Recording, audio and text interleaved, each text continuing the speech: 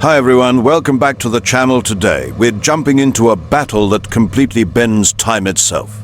Imagine the thunder of World War II steel facing off against the cutting-edge power of a modern battlefield titan. This is Panzer IV versus Challenger III, a clash of eras, doctrines and technology that shows just how far armored warfare has evolved.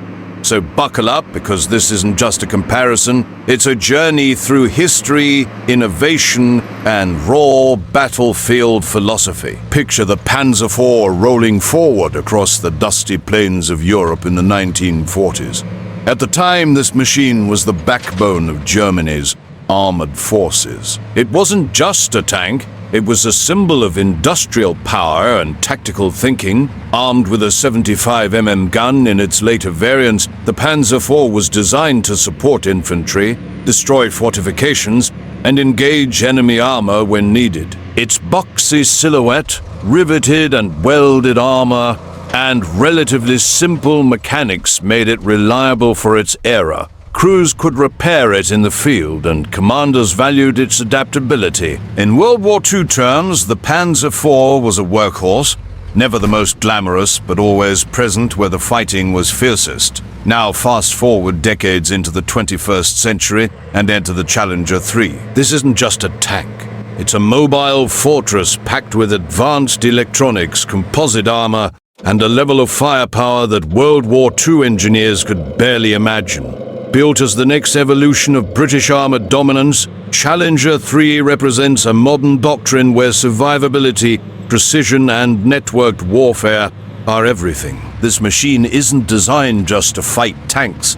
It's built to dominate entire battle spaces.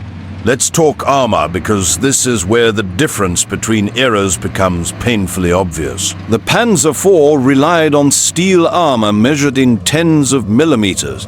Against the weapons of its time, especially early in the war, that armor was often enough. But as the conflict progressed and anti-tank guns became more powerful, the Panzer IV's protection quickly showed its limits. Crews depended on positioning, tactics, and coordination to survive. Challenger III, on the other hand, is wrapped in layers of classified composite armor derived from the famous Chobham concept. This isn't just metal.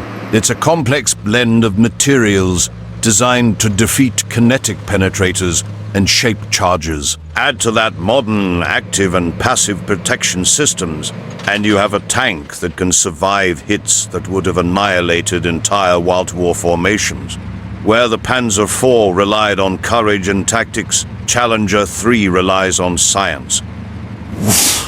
Firepower tells an even more dramatic story. The Panzer IV's 75 gun was formidable in its day. It could knock out enemy tanks, blast infantry positions, and provide direct fire support. But accuracy depended heavily on crew skill, range estimation, and visibility. Engagements were often fought at relatively short distances, with shells arcing through smoke and chaos.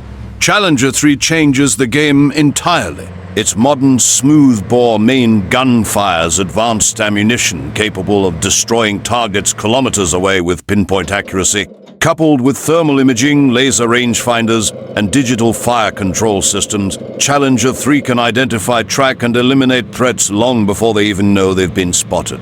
This isn't just a bigger gun, it's a completely different philosophy of combat. Mobility is another area where time itself seems to take sides. The Panzer IV, fought by a gasoline engine, could keep pace with infantry and other armored units of its era.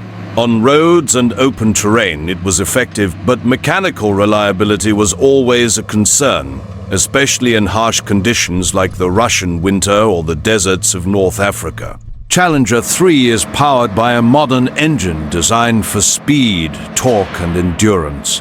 Despite weighing many times more than the Panzer IV, it can move faster, maneuver more precisely, and operate for extended periods with logistical support that World War armies could only dream of.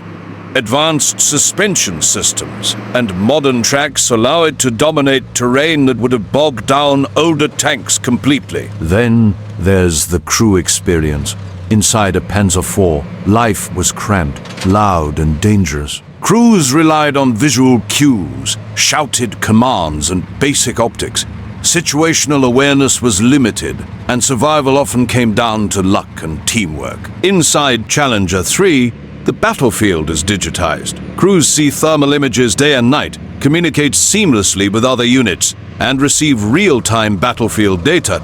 Automation reduces workload, allowing the crew to focus on tactics and decision-making rather than just survival. It's the difference between fighting blind and fighting informed. So what happens if these two tanks somehow met on the same battlefield? The answer is brutally simple. Challenger 3 would detect the Panzer IV from miles away, engage it from a distance far beyond the Panzer's effective range, and neutralize it without ever being threatened. This isn't a fair fight, and that's exactly the point. This comparison isn't about which tank is better in isolation. It's about understanding how technology, doctrine, and experience shaped the tools of war. The Panzer IV deserves respect. In its time, it was a powerful and effective weapon that shaped the course of history. Challenger 3 represents everything learned since then, the victories, the losses, and the relentless pursuit of battlefield dominance. And that's what makes this matchup so fascinating. It's not just steel versus steel, it's past versus present.